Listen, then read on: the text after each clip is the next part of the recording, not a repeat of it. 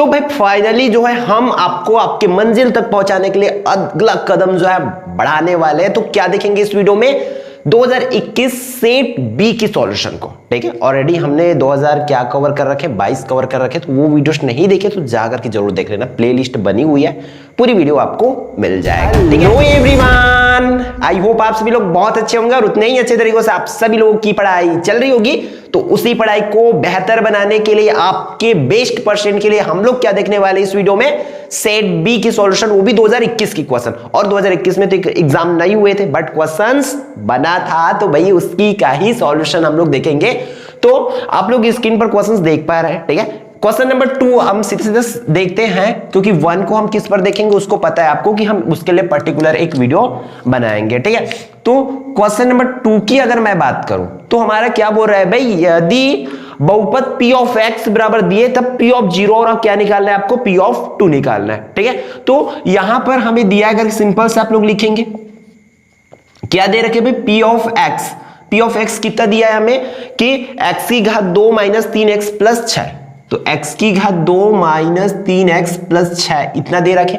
हमें निकालने के लिए क्या बोल रहा है, p ऑफ 0 निकालना है और क्या बोल रहा है, p ऑफ 2 निकालना है। ये दोनों चीज निकालने के लिए बोल रहे हैं। सबसे पहले हम लोग क्या करेंगे, सबसे पहला काम p ऑफ 0 निकालने के लिए आपको क्या करना है, p ऑफ 0 ज्ञात करने के लिए p ऑफ x में x बराबर 0 रखने पर, इस तरीके से आपको यहां पर लिख लेना है, ठीक है।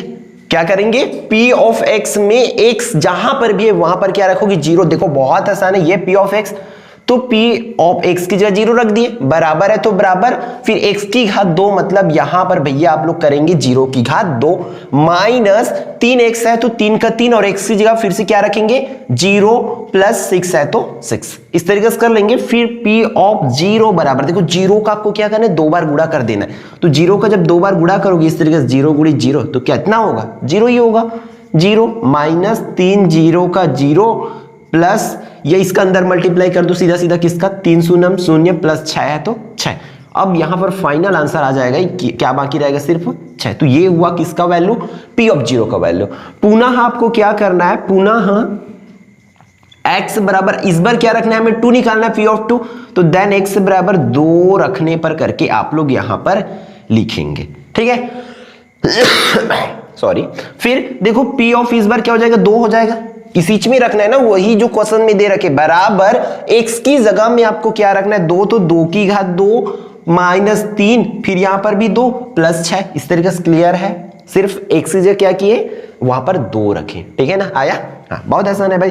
फिर 2 टू दी पावर 2 है, मतलब 2 का वहां पर 2 बार गुणा करना पड़ेगा, तो 2 दूनी 4, तो ये हुआ 4 माइनस इसका अंदर गुणा कर देंगे 3 दूनी 6 प्लस में 6।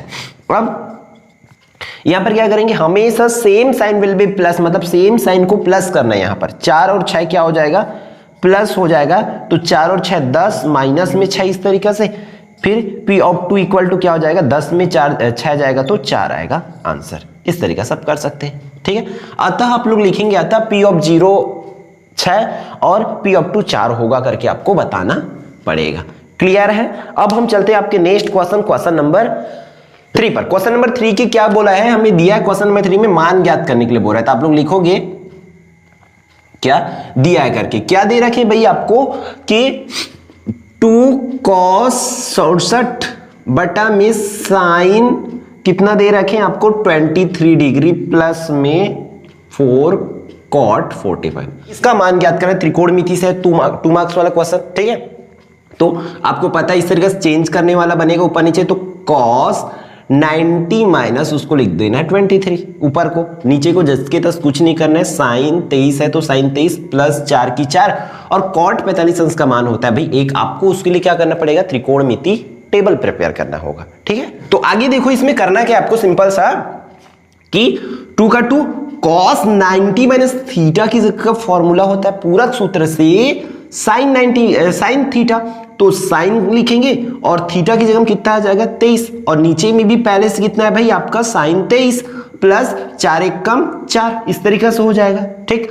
अब ये ऊपर नीचे कटेगा तो यहां पर बाकी रहेगा सिर्फ 2 और ये 4, तो 2 और 4 कितना हो जाएगा 6, तो ये हो जाएगा आपका नेक्स्ट आंसर। ठीक है, तो इस तरीके से करना है, बहुत आसान है। फिर फोर्थ क्वेश्चन पर चलते। फोर्थ क्वेश्चन क्या बोला जा रहा है कि दिए गए आंकड़े दिए हैं, उसका बहुलक आपको ज्ञात करना है। तो क्या करेंगे, यहां पर दिया करके आपको सिंपल से लिख लेना है। ठीक है, क्या दिए भाई, हमें आंकड़े दिए जैसे कि 3, 6, 9, 7, 4, 6, 5, 8, 3 और फिर से 6 दिया हुआ। ठीक है, तो इसको क्या करना है, सबसे पहले जैसे हम माध्यिका में काम करते थे, सिमिलरली आपको क्या करना है, दिए गए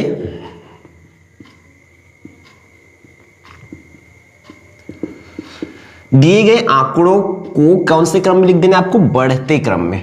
ठीक है, बढ़ते क्रम में लिखने पर करके आपको लिख लेना है यहां पर। अब बढ़ते क्रम में लिखोगे मतलब सबसे छोटा नंबर लिखते चलो 3 है, तो 3 देखो कितना टाइम है, 2 बार है, 3 3 इस तरीके से। फिर 3 के बाद 4 है, 4 के बाद एक ही 4 है, देखो उसमें 5 एक बार है। फिर 6 की बात करें तो 1 2 3 बार क्या है इसमें 6 है, इस तरीके से। ठीक है, फिर 7 की बात करें तो वो एक बार है, 8 की बात करें तो एक बार है, 9 एक बार है, इस तरीके से। तो यहां 6 सबसे अधिक बार आया है। ठीक है, 6 सबसे ज्यादा बार है ना इसमें, देखो बाकी सब ये तो 2 बार है, ये एक बार, लेकिन ये 6 कितने बार है, सबसे अधिक कितने बार आया, 3 बार आया। तो ऐसे कोष्टक में लिख सकते हो 3 बार आया है करके। इसलिए क्या होगा इसमें, अतः बहुलक 6 होगा करके आपको बता देना। एक चीज याद रखना, बहुलक के क्वेश्चंस देंगे तो आपको सिंपल से इन चीजों को बताना है कि जो सबसे ज्यादा बार आएगा वही उसकी क्या होती है, आंसर होती है। ठीक है, तो ये रहा आपका 1 2 एंड 3 2 एंड 4 की। नेक्स्ट अपन देख लेते हैं क्वेश्चन नंबर 5 को। क्वेश्चन नंबर 5 में क्या बोल रहा है कि 2 बिंदु दिया, उनकी हमें प्रवणता ज्ञात करना है। ठीक है, तो मैं लिख लेता हूं, दिया है करके क्या दिया है भाई, हमें ए की वैल्यू दे रखी। हम क्वेश्चन नंबर 5 देखने वाले। क्वेश्चन नंबर 5 में क्या है, दिया है मुझे ए की वैल्यू। ए की वैल्यू कितना दिए रखे भाई कि -1 एंड 3 और उसका 2 और 8 दे के रखे। कितना, -1 और 3 और बी वे की वैल्यू दे रखे मुझे 2 एंड 8 इस तरह। इसकी क्या निकालना है, प्रवणता निकालना है। प्रवणता की सूत्र की अगर मैं बात करूं तो ध्यान देना, वो क्या होता है, प्रवणता को एम से दर्शाते, वो होता है y2 - y1 बटा में x2 - x1 होता है। ठीक है, तो भाई यहां पर x1 y1 की तो वैल्यू चाहिए ना, वो कैसे निकालना है, ध्यान से देखो यहां पर, यहां करके आपको लिखना है। ठीक है, यहां x1 की वैल्यू कितना होगा, -1। ठीक है, याद रखना, यहां से ऊपर वाला x1 होता है और y1 होता है, तो y1 की वैल्यू कितना हो जाएगी, देखो पहला वाला तो x1, दूसरा वाला कितना होगा y1 3। फिर उसी प्रकार से x2 की वैल्यू कितना हो जाएगा 2 और y2 की वैल्यू कितना हो जाएगा 8 हो जाएगा। क्लियर है, अब उसी वैल्यू को इस फॉर्मूला में रख दो। इसके पहले आपको क्या लिखना है, हम जानते हैं। ठीक है, हम जानते हैं सूत्र क्या, प्रवणता एम बराबर ये होता है सूत्र। इस सूत्र में मान रखते, चलो ध्यान से आप लोग, y2 की जगह में कितना रखेंगे 8, माइनस में y1 मतलब 3, नीचे में x2 कितना है 2, माइनस और ये भी माइनस में, इसलिए किस में हो जाएगा, माइनस माइनस प्लस 1 हो जाएगा इस तरीके से। फिर 8 में 3 जाएगा तो 5 और 2 और 1 जोड़ के हो जाएगा 3।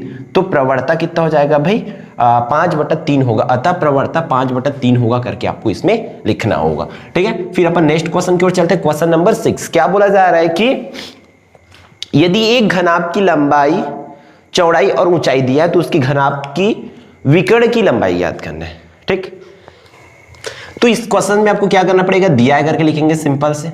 ठीक है, दिया क्या क्या है हमें, उसकी क्या दे रखे, लंबाई की मैं बात करूं तो हम सिंपल से यहां से लिख लेते हैं, लंबाई कितना दे रखे, चौड़ाई कितना दे रखे और उसका ऊंचाई कितना दे रखे। उन सारी चीजों को आपको यहां पर लिख लेना है। ठीक है, अगर मैं लंबाई की बात करूं तो लंबाई हमें दे रखे कितना 5 सेंटीमीटर 10 10 ऐसा, ये 5 सेंटीमीटर, फिर ये 10 सेंटीमीटर और थर्ड वन मुझे दे रखे कितना भाई 10 सेंटीमीटर। ये क्वेश्चन में गिवन है। क्लियर है, ये तीनों चीज दे रखे, तब मुझे इसकी क्या निकालना है, विकर्ण की लंबाई ज्ञात करना है। तो यहां पर लिख लेना है विकर्ण की लंबाई भाई हमें क्या करना है, ज्ञात करना है। इसके जगह में क्वेश्चन मार्क डाल दिया।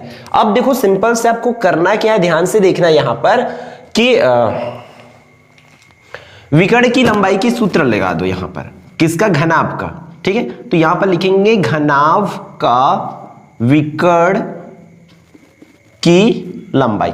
इसकी लंबाई का सूत्र क्या होता है भाई? करना क्या है यहां पर बता देता हूं, ये लिखेंगे करड़ी लंबाई का स्क्वायर प्लस चौड़ाई का स्क्वायर प्लस में ऊंचाई का स्क्वायर, ये होता है। ठीक है, तो वैल्यूज रखते चलो, मैं यहां पर कर लेता हूं ताकि हम उस साइड के पोर्शन को थोड़ा सा यूज कर पाए आगे क्वेश्चंस के लिए। ठीक है, तो देखो लंबाई का वर्ग करना मतलब लंबाई कितना है 5, तो 5 का वर्ग प्लस 10 का वर्ग प्लस में 10 का वर्ग, ये इस तरीके से हो जाएगा। ठीक है, फिर 5 के वर्ग की अगर मैं बात करूं तो वो कितना होता है भाई 25 प्लस 10 का वर्ग कितना होता है 100, और यहां फिर से 100 हो जाएगा, तो इसको प्लस करेंगे तो ये हो जाएगा 100 100 200 225 हो जाएगा, और 225 किसका वर्गमूल होता है 15 का। इसलिए विकर्ण की लंबाई की अगर मैं बात करूं, ठीक है, तब वो कितना हो जाएगा विकर्ण की लंबाई आपका 15, अगर सभी सेंटीमीटर में है तो ये भी सेंटीमीटर में हो जाएगा। अतः विकर्ण की अतः घनाभ की विकर्ण की लंबाई 15 सेंटीमीटर होगा करके आपको बताना होगा। ठीक है, हम नेक्स्ट क्वेश्चन चलते हैं। आपके नेक्स्ट क्वेश्चन की बात करें तो हमें 7वें नंबर की क्वेश्चन पर क्या दे रखे भाई, तो ये पोर्शन मैं मिटा ले रहा हूं। ठीक है, आप लोग पीछे करके लिख लेना इसको। ठीक है, क्या दे रखे वर्ग समीकरण दे, उसको विविधकर ज्ञात करना है। हमें वर्ग समीकरण दिया हुआ है, सिंपल सी बात है। क्या है वर्ग समीकरण भाई कि 3x की घात 2 प्लस में 5x प्लस 1 बराबर में 0, इस तरीके से दे रखे। इसका हमें क्या निकालना है, विविधकर निकालना है या विभेदक निकालना है। तो देखो आपको करना क्या, सिंपल से यहां x किसका विभेदक का सूत्र देख लो, उसके हिसाब से आपको पता चलेगा। अगर मैं विभेदक का सूत्र की बात करूं तो विभेदक d बराबर क्या होता है b का वर्ग माइनस में 4ac, ये होता है। ठीक है, यही है उसके फॉर्मूला। तो देखो b a b c की तो वैल्यू चाहिए, इसलिए यहां पर a की वैल्यू आपको निकालना है, तो a की जगह में 3, b की जगह में कितना, देखो ये वाली b होती 5 और c की वैल्यू कितना हो जाएगा ये 6, सॉरी 1, तो इस तरीके से हो जाएगा। अब वैल्यूज रखते हैं चलो, b का वर्ग मतलब हम कितना रखना पड़ेगा 5 की घात 2 माइनस 4 की 4, a का मान कितना है इसमें 3 और c का मान कितना है 1, इस तरीके से कर लेंगे। फिर 5 का वर्ग कितना होता है यहाँ पर आप लोग देखेंगे, 5 का वर्ग होता है 25 माइनस इनका गुणा कर दो, तो 4 3 12 और 12 1 कम 12, तो यहाँ 25 में आप 12 माइनस कर दो। 25 में आप जब 12 माइनस करोगे तो आपके पास बाकी रहेगा कितना 13 बाकी रहेगा। ठीक है, तो आप लोग लिख लेंगे विभेदक d बराबर कितना होगा 13 होगा, अतः विभेदक 13 होगा करके आपको लिख देना है, बता देना। देखो ये 3 मार्क्स के लायक क्वेश्चंस भी नहीं है, बट उसमें आपको क्वेश्चन दे रखे। विभेदक क्या है, इसको विविध करके नाम से भी पूछे जाते हैं। ठीक है, 8वें क्वेश्चन की बात करें, क्या दे रखे, यदि संख्याएं 6 8 15 p और 4 का माध्य 10 है तब हमें p का मान ज्ञात करना, मतलब हमें दे क्या रखे इस तरीके से। ठीक है, 8वें क्वेश्चन में दिया है हमें क्या दे रखे भाई कि 6 8 15 p और 4 का, 6 8 15 p और 4 इस तरीके से, तब हमें p का मान ज्ञात करनी, ये चीजें दे रखे। और क्या ये दिया है, सबसे पहले दूसरा दे रखे हमें समांतर माध्य, समांतर माध्य बता दिए 10 है करके, तब हमें p की वैल्यू को निकालना है, इतना कर लेते हैं। ठीक है, देखो अभी चूंकि, ठीक है, समांतर माध्य की अगर मैं सूत्र की बात करूं, माध्य दे रखे तो समांतर माध्य का सूत्र क्या होता है, समेशन n बटा में n होती है ना, मतलब प्रेक्षणों का योग बटा में प्रेक्षणों की संख्या होती है। तो अब यहां पर देखो समांतर माध्य कितना दे रखे हमें 10, तो ऐसा लिखेंगे 10, उसके नीचे में समेशन n मतलब जो भी हमें नंबर्स दिए डेटा दिए उसको प्लस कर देना है, तो 6 प्लस 8 प्लस में 15 प्लस में p प्लस में 4 और नीचे में आपका हो जाएगा कितना टुआइए 3 2 5, तो इस तरीके से कर लेंगे।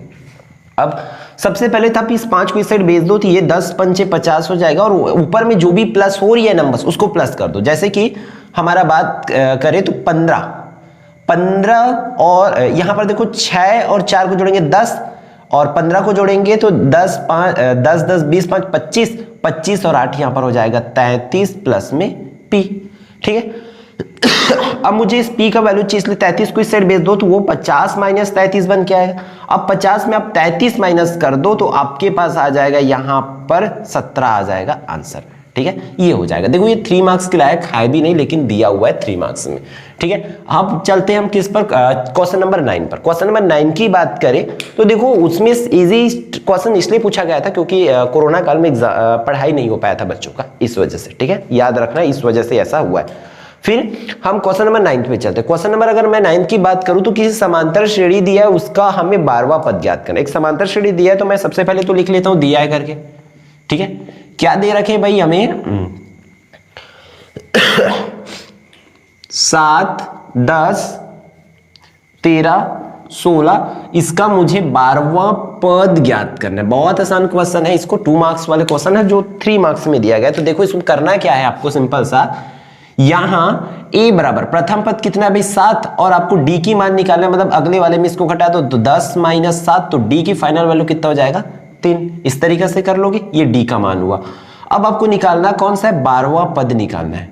तो 12वां पद निकालने के लिए आपको सिंपल सा क्या करना पड़ेगा, सूत्र लिखना पड़ेगा। और सूत्र क्या होता है, आपको लिखना है कि nवां पद an बराबर, हमारा nवां पद का सूत्र क्या होता है, an बराबर में a प्लस में n माइनस 1d, इस तरीका से होता है। a की जगह में a, n की जगह में हमारा लिख देंगे क्या 12, बराबर में a की वैल्यू को अगर बात करूं तो वो कितना है भाई क्वेश्चन में 7 प्लस n माइनस 1, तो n की वैल्यू मैं पहले ही बता चुका हूं वो क्या है 12वां पद निकाले, इसलिए 12 - 1, और d का मान कितना है हमारा 3। तो a 12 बराबर 7 की 7। अब यहां पर देखो प्लस है तो प्लस, और 12 में एक जगह तो ये हो जाएगा 11 और बाहर में 3। फिर a 12 बराबर में 7 की 7 प्लस 11 तिया 33, और a 12 की इसको प्लस कर दो, 33 और 7 जोड़ देंगे तो कितना हो जाएगा 40। अतः लिखेंगे, अतः 12वां पद कितना होगा भाई आपका 40 होगा करके आपको लिख देना है। फिर हम लास्ट क्वेश्चंस देखते हैं आपके 2 मार्क्स वाले में, ठीक है। 2 मार्क्स वाले क्वेश्चंस के लास्ट में हमें दे रखे क्या, यदि एक वर्ग समीकरण की है तो वहां पर हमें उसका क्या है, वर्ग समीकरण के मूल दे रखे, मतलब उसमें हमें अल्फा की वैल्यू दे रखे कितना है, करड़ी 7 प्लस में करड़ी 3, दूसरा बीटा की जगह में दे रखे हमें 7 माइनस में करड़ी 3। तब हमें वर्ग समीकरण बनाना है। तो वर्ग समीकरण के सूत्र सिंपल से होते हैं, उस सूत्र में मान रख दो। वर्ग समीकरण क्या होते हैं भाई, एक्स स्क्वायर प्लस में अल्फा प्लस बीटा माइनस में अल्फा इंटू बीटा बराबर में होता है 0। ये होती है फॉर्मूला। अगर एक्स स्क्वायर की बात करें तो उसको एक्स स्क्वायर लिखेंगे, प्लस है तो प्लस, अल्फा की जगह देखो मान कितना है 7 प्लस में करड़ी 3, और बीटा का मान कितना है प्लस लिखेंगे पहले तो 7 माइनस करड़ी 3 ब्रैकेट क्लोज, माइनस उसी तरह अल्फा और बीटा का मान रख दो। अल्फा और बीटा का मान रखोगे तो 7 प्लस में करड़ी 3 और बीटा की मान 7 माइनस करड़ी 3 बराबर में 0 हो जाएगा। और यहाँ पर x भी रहता है, सॉरी, तो x आप इस तरीके से उसमें एड ऑन करते चलेंगे। फिर एक्स स्क्वायर के एक्स स्क्वायर प्लस, अब यहाँ पर देखो √3 और √3 कट जाएगा, और 7 और 7 जुड़ के वो हो जाएगा 14, और बाहर में x है इसलिए 14x हो जाएगा। फिर माइनस, यहां पर देखो इसको सॉल्व करेंगे तो एक बार प्लस में और एक बार माइनस है, मतलब इसमें फॉर्मूला लग जाएगा हमारा कौन सी वाली भाई, ये वाली a का वर्ग माइनस, एक बार a माइनस b और एक बार है a प्लस में b।